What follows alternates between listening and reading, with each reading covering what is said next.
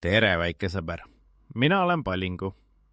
Täna räägin sulle loo, kuidas mõmmi haigeks jäi ja kuidas ta jälle terveks sai.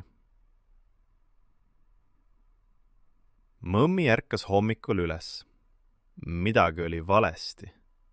Nina oli kinni, kurk oli valus ja keha oli nii raske. Emme, hüüdis mõmmi, mul on paha olla. Emme tuli ja pani käe mõmmi otsaesisele. Oi, ütles emme, sul on palavik, sa oled haige, mõmmi. Mõmmi vaatas aknast välja. Päike paistis. Aga ma tahan õue minna, ütles mõmmi kurvalt. Täna me ei lähe õue, ütles emme. Täna me teeme su terveks. Ja tead mis? Selleks on meil plaan. Plaan, küsis mõmmi. Jah, esimene asi, soe tee. Emme läks kööki. Mõmmi kuulis, kuidas veekeetja hakkas vilisema. Siis tuli emme tagasi suure tassiga. Tassis oli tee, mesi ja sidrun. Mõmmi nuusutas. Lõhnas hästi. Joo ilusti, ütles emme, aeglaselt. Mõmmi jõi. Lonks. Veel lonks. Soe tee läks kõrist alla ja tegi kurgule head. Nagu soe tekk kurgule. Ütles mõmmi. Kurk ei ole enam nii valus. Emme naeris. Nii, nüüd teine asi. Rohi. Emme tõi väikese lusika rohuga. Rohi oli punane. Kas see on paha? Küsis mõmmi ja kortsutas nina. Proovi, ütles emme. Mõmmi proosis. Silmad läksid suureks.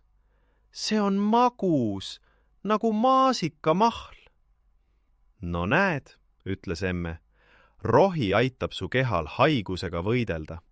Nagu väikesed sõdurid, kes lähevad haigust ära ajama. Sõdurid minus sees, mõmmi vaatas oma kõhtu. Tere, väikesed sõdurid, emme naeratas. Kolmas asi, supp, ütles emme. Emme tegi kanasuppi. Mõmmi vaatas, kuidas emme pani potti porgandeid ja kartuleid ja väikesi nuudleid. Köögis lõhnas hästi. Mõmmi kõht hakkas korisema. Emme tõi kausi. Supp oli kuldne ja aurav. Mõmmi sõi ilusti. Amps, amps. Soe supp tegi kõhu soojaks ja mõmmil hakkas natuke parem. Ja nüüd, ütles emme, kõige tähtsam asi.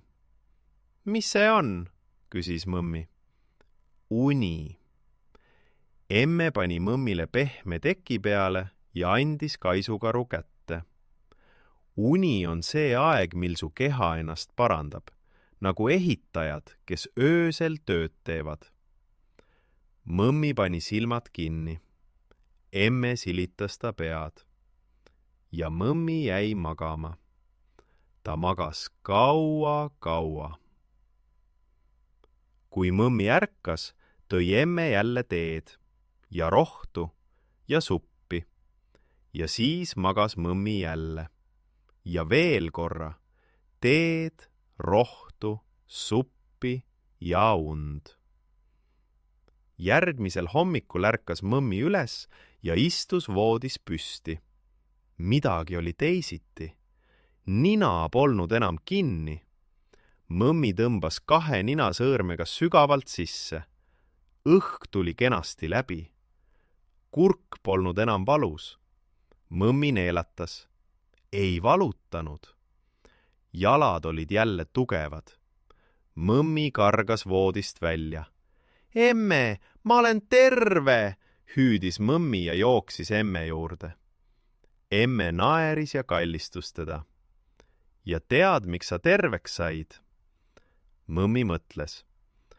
Ma jõin ilusti teed, ma võtsin rohtu, ma sõin suppi ja ma magasin hästi. Just nimelt, ütles emme, sa aitasid oma keha ja keha tegi ülejäänu ise ära. Mõmmi kallistas emmet kõvasti. Aitäh, emme, sa oled parim arst. Siis tõmbas mõmmi jalanõud jalga ja jooksis õue. Päike paistis ja õhk lõhnas nii hästi. Ja tead mis, väike sõber? Kui sinagi kunagi haigeks jääd, siis ära muretse. Joo sooja teed, võta rohtu, söö ilusti suppi ja maga kõvasti. Sinu keha on tugev ja oskab ennast ise terveks teha. Sa pead teda lihtsalt natuke aitama. Head ööd, väike sõber, sinu Palingu.